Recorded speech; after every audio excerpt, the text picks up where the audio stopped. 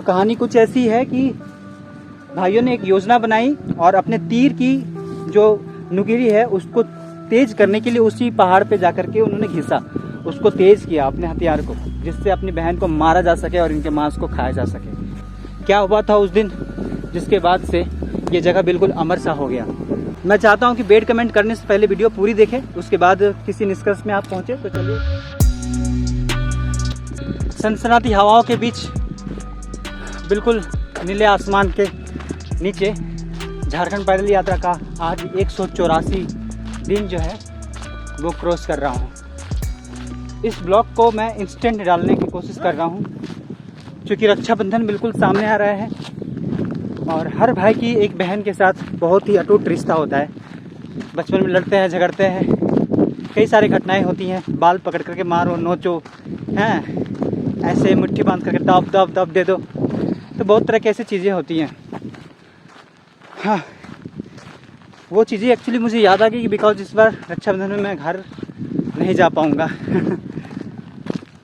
चलिए, तो इस ब्लॉग को हम आज शुरुआत करते हैं रांची जिला के ठाकुरगांव प्रखंड से, और मैं यहाँ से बुढ़मू की ओर से होते हुए आज खिलाड़ी जाऊँगा। तो बीच रास्ते में ही मुझे 7 भाई और एक बहन की कहानी भी देखने को मिलती है, क्योंकि रक्षाबंधन का वक्त है और बड़ा ही अटूट वक्त। तो मैंने सोचा कि इससे बेहतर टाइम नहीं हो सकता है इस कहानी को एक्सप्लोर करने का। संयोगवश मैं पहुंचा भी हूं इस यात्रा में। उस और जगह का नाम है नौज। सभी कहानी मैं आपको डिटेल बताऊंगा और क्या कुछ हुआ था, क्यों सातों भाइयों ने आखिर एक बहन को, एक बड़ी प्यारी बहन को मार के खा जाता है, उसके बारे में कहानी जिक्र किया जाएगा। चैनल में बने रहे, नए हैं तो सब्सक्राइब कर लीजिएगा। झारखंड इस वक्त मैं घूम रहा हूँ, पूरे 2400 जिला। इस वक्त जब आप वीडियोस मेरी देख रहे हैं, इसके पहले के ब्लॉग्स जब आप देखेंगे तो आपको कुछ खूंटी और गुमला के वीडियोस मिल रहे हैं, फिर सिमडेगा के मिलेंगे, बट इसको इंस्टेंट डाली है मैंने। तो आप वीडियोस देखिए और बाकी यात्रा में बने रहने के लिए सब्सक्राइब कर लीजिएगा। जर्नी स्टार्ट करते हैं। तो रांची का ये ठाकुरगांव है, ठाकुरगांव का मेन समझो कि चौक है और गिंजो भी कहते हैं। इस जगह पे गाय का शब्द भी यूज़ में आता है, जैसे ये चौक है साईं चौक और गुरु गाय कहते हैं इस जगह को। इसके आगे जहाँ पे मैं जा रहा हूँ वो बिंदु साईं है और इसी तरह से जगहों का नाम साईं गाय करके आता है। इसके पहले जो मैं गया था चान्हो में, वहाँ का भी नाम शिला साईं था, शिला गाय। ये यहाँ का साईं है। तो इसी ठाकुर गांव से थोड़ी सी दूरी में वो मुझे मिलेगा बिंदु साईं, जहाँ पे 7 भाइयों ने मिल करके अपनी प्यारी सी बहन को मार के खा जाते हैं। वैसे उस जगह पे मैं बिल्कुल सामने हूँ जिस जगह पे ये घटना हुई थी, भाइयों ने मार के बहनों को खाया था। पीछे एक चट्टान दिख रही है ना, ये एक्चुअली टुंगरी है जिसका नाम बिंदु टुंगरी कहते हैं लोग। ये जो नुकीले मतलब चमकते हुए पत्थर दिख रहे होंगे आपको, इनकी भी कहीं ना कहीं अहम रोल है इस कहानी में। और वो यह है कि भाइयों ने बहन को मारने से पहले इसी जगह पे आ करके अपने तीर जो है ना उनको नुकीला कर रहे थे। हम लोग अपने देहाती लैंग्वेज में, खोटा लैंग्वेज में कहते हैं चौक करना, चौखिन करना। तो चौखिन करने के लिए यहाँ पे आते थे इसी टुंगरी पे। क्या था माजरा पूरा मैं बस बिल्कुल सामने है मेरे। इस जगह पे जाने के बाद मैं बताता हूँ कहानी, ताकि आपको बेहतर समझ में आए। तो रांची बुढ़मू रोड में मैं स्थित इस धार्मिक स्थल पे, जो कि सतयुग के टाइम से प्रचलित है, उस स्थान पे पहुंच चुके हैं। बिल्कुल मेरे कैमरे की स्क्रीन पे आप भी देख पा रहे हैं वो प्लेस जहाँ पे भाइयों ने मार के खाने के क्रम में एक छोटा भाई जो था, उन्होंने यहाँ पे मांस को गाड़ा था, जिससे बांसों की उत्पत्ति यहाँ से हो गई। चलिए उस जगह को ले जा करके आप पूरी कहानी जो है ना उसको विस्तार तरीके से मैं समझाऊँ। ये सतयुग के वक्त की घटना है, तो आप सोच सकते हैं त्रेता युग से पुरानी घटना है ये। और इन चीज़ों को लोग कहते हैं कहानी के रूप में कि कभी कभी हम विश्वास नहीं करते हैं, पर जब साक्ष्य होता है तो आपको विश्वास करना पड़ता है। तो बिल्कुल ये वो जगह है जो एक साक्ष्य की तरह खड़ी है हमारे बीच में।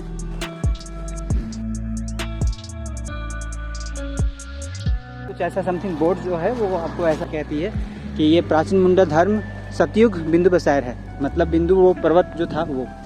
और यहाँ पे आप देख रहे हैं 7 छोटे छोटे जो है ना पत्थर है रखे हुए, 3 4 5 6 7। इसी में एक बहन की जो है वो पीछे में आप अभी वहाँ पे एक पत्थर के रूप में देख सकते हैं। ये क्यों है आखिर ऐसा? यहाँ पे क्या हुआ था उस दिन जिसके बाद से ये जगह बिल्कुल अमर सा हो गया?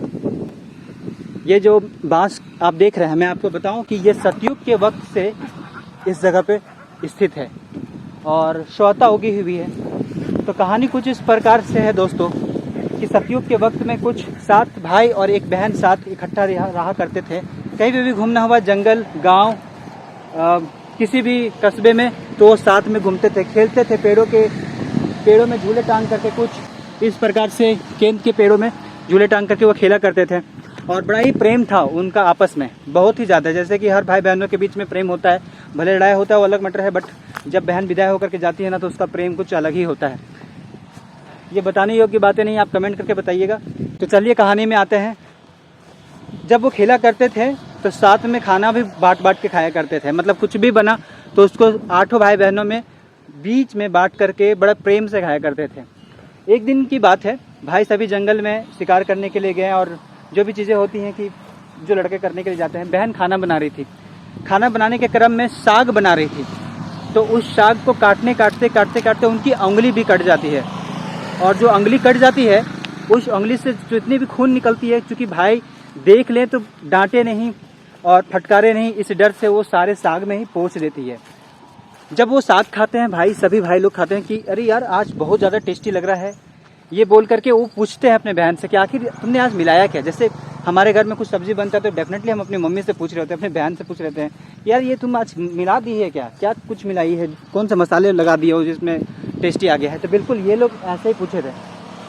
बहुत पूछने के बाद बहन ने आखिर राज खोली दी कि मेरी उंगली कट गई थी, मैं डर से आप लोगों को नहीं बता रही थी, तो उस उंगली से जो खून बहा था वो लग गया था साग में। आपको बताना चाहता हूँ, इतना सुनते ही भाइयों के बीच में कुछ ना कुछ जो कहते हैं पॉइंट्स होता है ना, वो जन्म लेने लगा कि अरे यार इसकी खून उस साग में जब मिल गया तो कितना मज़ा आ रहा है।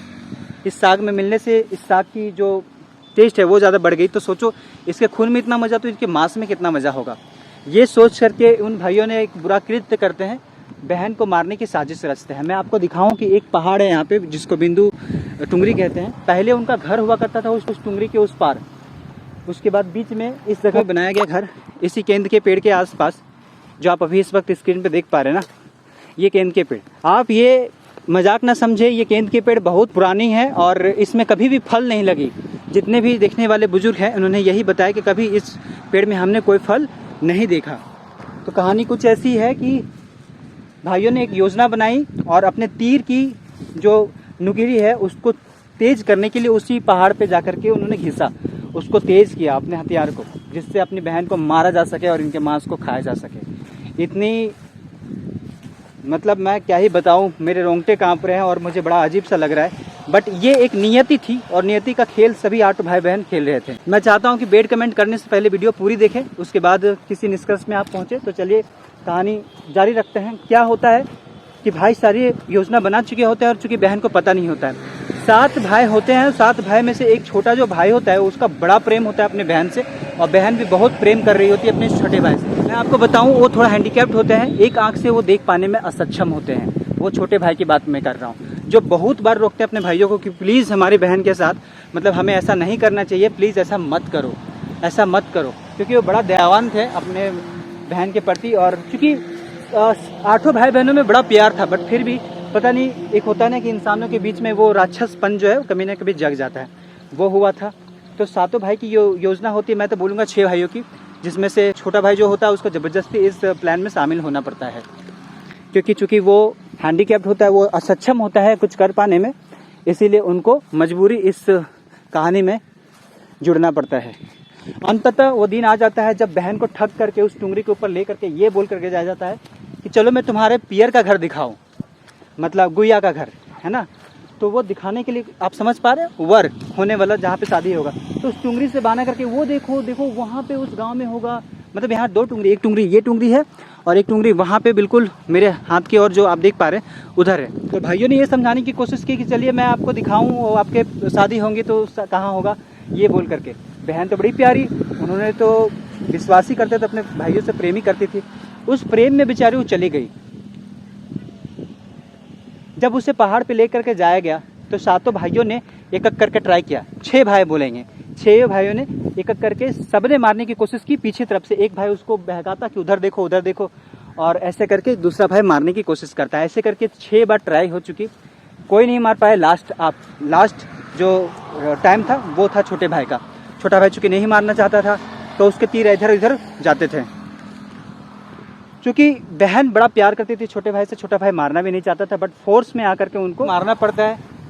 उस वक्त छोटे भाई का तीर जो है वो लग जाता है। चूँकि बड़ा प्रेम रहता है और अपने बहन को वही मार सकता है जो बड़ा प्रेम करता है। कुछ ऐसा उस वक्त था सतयुग में, समथिंग कुछ ऐसा था। सतयुग में तो लगभग हर चीज़ पॉसिबिलिटी थी। लोग रूप भी बदल सकते थे, लोग कुछ भी चाहे मर्जी बोल सकते थे, पेड़ पौधे भी बोल सकते थे, सब कुछ बोल सकते थे। तो कुछ ऐसा था कि पता चल गया बहनों को, तो छोटे भाई ने उनको मारा। मारने के बाद आया वक्त कि अब इस बहन का मांस पकाया जाए।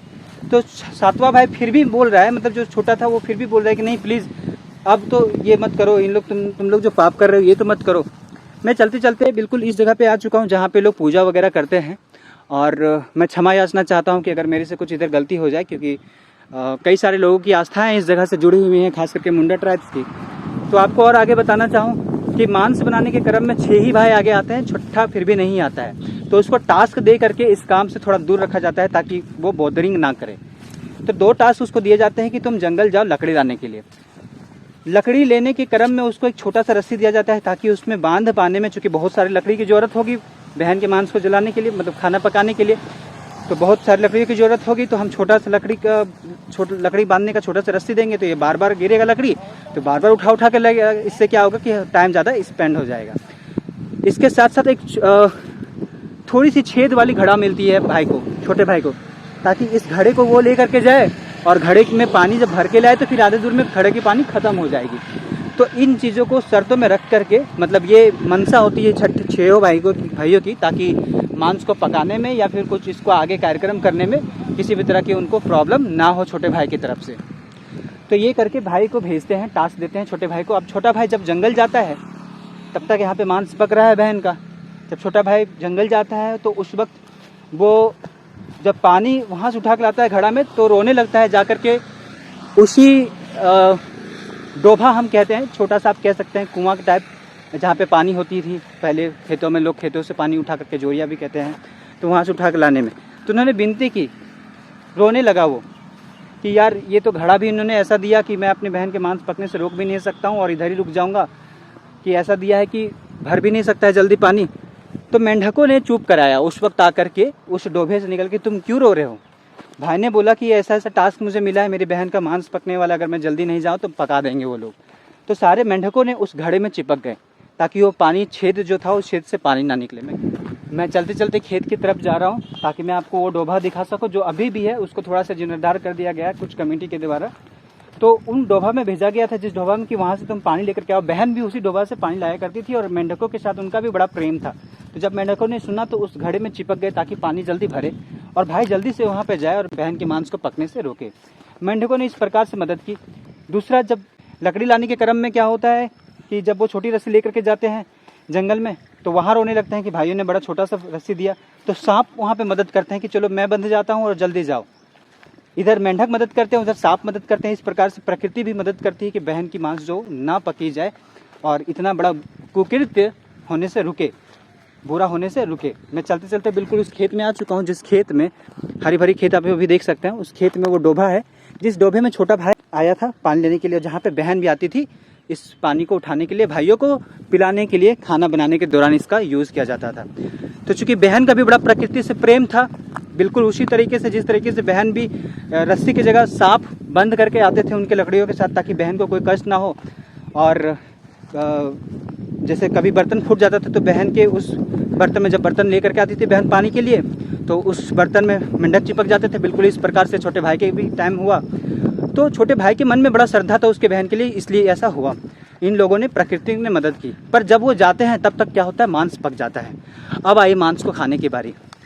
छोटे भाई ने फिर भी मन नहीं माना, उन्होंने इनकार किया, तो उन्होंने ज़बरदस्ती करना स्टार्ट किया सभी भाइयों ने मिल करके। इस क्रम में कि मांस तो खाना पड़ेगा, फिर से छोटा भाई वापस से उसी घड़ा में आते हैं, उसी डोभा में आते हैं जो डोभा मैंने आपको अभी दिखाया, और वहाँ से मछली और कुछ केकड़ा लेकर के जाते हैं और दूर जा कर के उसको खाते हैं। अगले भाइयों को लगता है 6 भाइयों को कि नहीं वो खा रहा है, तो बड़ा सब, क्योंकि बड़ा सातों भाइयों में प्रेम है भाई, ठीक है। और बहन का मांस भी इसलिए उन्होंने खाया ताकि उनको टेस्टी लगे, बाकी उनको ये शुद्ध नहीं था कि हम पाप कर रहे हैं या अच्छा कर रहे हैं, बस उनको खाना था। अंततः क्या होता है कि सातों भाई जो हैं, 6 भाई, फिर से मैं बोलूँगा कि 6 भाई जो है मांस को खाते, 7वां भाई चूँकि आधे रात को उसको छुपा करके रखता है और उसके जगह पे मछली और केकड़ा खाता है, वो इसी जगह पे ला करके अपनी बहन के उन मांसों को ला कर दफनाता है, जिनको खाने के लिए उनको मिलता है। इसी जगह पे बिल्कुल जहाँ से बांस उगी हुई है, इसी जगह पे अपनी बहन के मांस को ला करके वो गाड़ते हैं। कुछ दिन फलस्वरूप यहाँ पे बांस के पेड़ उग जाते हैं, जिसको दर्शन करने के लिए छोटा भाई प्राय नित्य प्रतिदिन वो आते हैं। बहुत दिनों तक बीत जाती है ये बात। उसके बाद एक घटना होती है, चूँकि ये नियति का खेल है।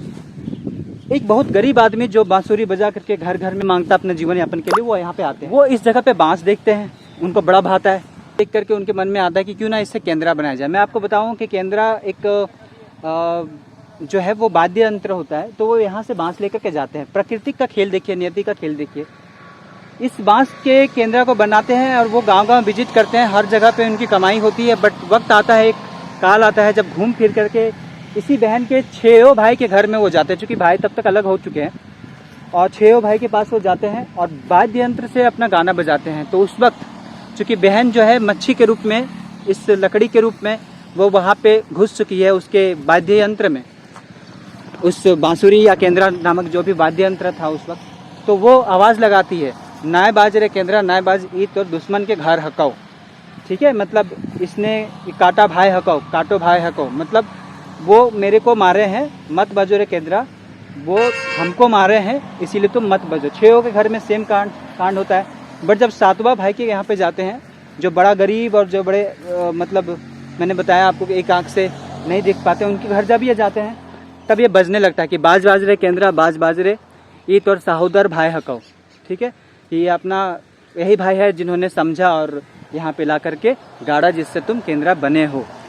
तो छोटा भाई खुश होता है, बाकी 6 भाई बड़े गुस्से में होते हैं कि भाई ये यहाँ पे क्यों बजा, छोटे भाई के घर में बजा है, हमारे घर में नहीं बजा, इसका मतलब बजाने वालों पे दोष है, बजाने वाले पे दोष है। तो बजाने वालों पे अटैक कर देते हैं। छोटा भाई उनको बचाता है और उसको ऑफर करता है कि आप एक दिन हमारे घर पे रुक सकते हैं, क्योंकि छोटे भाई ने उनको रुकने के लिए ऑफर किया है। जब वो यहाँ से जाते हैं अगले दिन, वो वाद्य यंत्र वाले अंकल जब वो जाते हैं व्यक्ति दूसरे दिन अपने वहाँ से छोटे भाई के घर से, तो वो वाद्य यंत्र उनके यहाँ पे छोड़ देते हैं कि ये आप रख लीजिए क्योंकि आपने मुझे बचाई।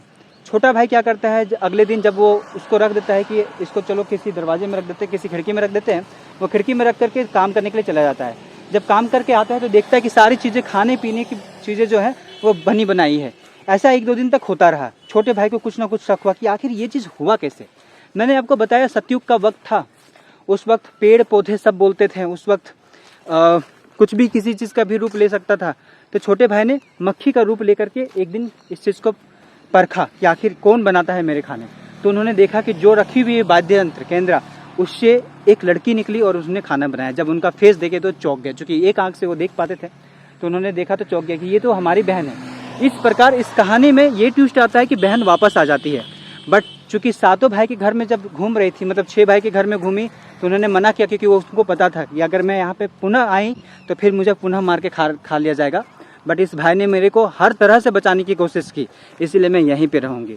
भाई बहन का प्रेम बिल्कुल कुछ इस प्रकार से सादा होता है कि जीवन तक चलता है। बिल्कुल इसी प्रकार से चला। हमारी भी एक बहन है, उनकी बेटी भी हुई, बट मैं जा नहीं पाया, बड़ा ख़राब लगता है, क्या ही बोलूँ मैं। और शायद इस बार रक्षाबंधन में जा भी नहीं पाऊँगा। खैर ये मेरी अपनी कहानी। बट इस कहानी से मैं बहुत भाव विभोर हो उठा था, और जब मैं पदयात्रा कर रहा था तभी से ही इस कहानी के बारे में मेरे को जिक्र हुआ। तो मैं सोचा जब आऊँगा तो इस जगह पे विजिट करके इस कहानी को बनाऊं। मैं आपको बताऊं, एक कहानी के रूप में ये भी था जिसको मैंने बीच में स्किप किया, कि वो जो बांस वाले अंकल थे जिन्होंने यहाँ पे बांस काटा, जो वाद्य यंत्र वाले अंकल थे जिन्होंने यहाँ पे बांस काटा, उस वक्त यहाँ से बांस ना काटी जाए इसलिए बांसों ने रोका था। ना काट रहे, ना काट, यहाँ छोटा भाई आबे देखने के लिए, उसको देखने के लिए आते हैं, या फिर ऐसा करके कुछ गाती थी कि आप बांस ना काटिए। नियति का खेल था कि उसको काट करके वापस उसी के घर में लेकर के जाना था। तो ये चीज़ें हुई। अभी इन जगहों पे पूजन की जाती है, और यही वो केंद्र के पेड़ हैं जो पहले तो मैंने आपको बताया कि उस टुंगरी के उस पार पहले घर हुआ करता था, बट जब ये घटना घटी इनको मारने से पहले, कभी मारने के पहले यहाँ पे घर हो गया था, घर बन चुकी थी और इन्हीं केंदों के पेड़ के आसपास में कुछ ऐसी चीज़ें थी। इन पत्थरों को माना जाता है कि किसी न किसी रूप में वो लोग यहाँ पे रहते थे और ये 7 भाई हुए और बहन जो है इस बांस के पेड़ के पीछे बिल्कुल वहाँ पे। अंत में मैं आपको बोलना चाहूँगा कि ये बस एक कहानी नहीं है, सतयुग की घटना है। किसी न किसी नियति को अंजाम देना था जिसके वजह से इस घटना को रचा गया प्रकृति के द्वारा और वापस पुनः बहन वो बन जाती है। एक्चुअली कभी ना कभी ये हमारे जीवन में भी आता है कि सच को देखना बहुत ज़रूरी होता है। कई बार हम प्यार के पीछे पनप रहे उस पाप को नहीं देख पाते हैं, या फिर प्यार के पीछे उस तरीके से हम लोगों को नहीं पहचान पाते हैं जिस तरीके से लोग हमारे साथ करना चाहते हैं। तो कहीं ना कहीं प्रकृति का ये नियति था, खेल था, जिससे लोग आज सीख ले सके। पर भाई बहन का प्रेम कभी इस प्रकार से नहीं हो सकता है, बट हाँ, प्रेम में अंधे नहीं होने चाहिए। इसके साथ किसी भी धर्म, जाति या फिर किसी भी लोगों के प्रति, किसी भी लोगों के आस्तिक भावनाओं के प्रति मेरा इस वीडियो के माध्यम से उनकी भावनाओं को ठेस पहुंचाना नहीं था। ये एक लोक कथा है हमारे झारखंड में, जिसका मेरे नज़र में मुझे लगा कि उसका जिक्र किया जाना चाहिए मेरे भी ब्लॉग में, इसलिए मैंने किया। उम्मीद करता हूँ कि झारखंड की और भी बहुत सारी लोक कथा जो होंगी उनके बारे में आपको पता होगा। आप प्लीज़ मुझे मेरे इंस्टाग्राम में भी जा करके मुझे उन चीज़ों के बारे में ज़रूर बताइएगा और हमारे झारखंड की इस खूबसूरत कहानी के वीडियोस को ज़्यादा से ज़्यादा शेयर कीजिएगा और भाई को प्यार दीजिएगा। जोहार। मिलते हैं आपसे जल्द ही अगले ब्लॉग में।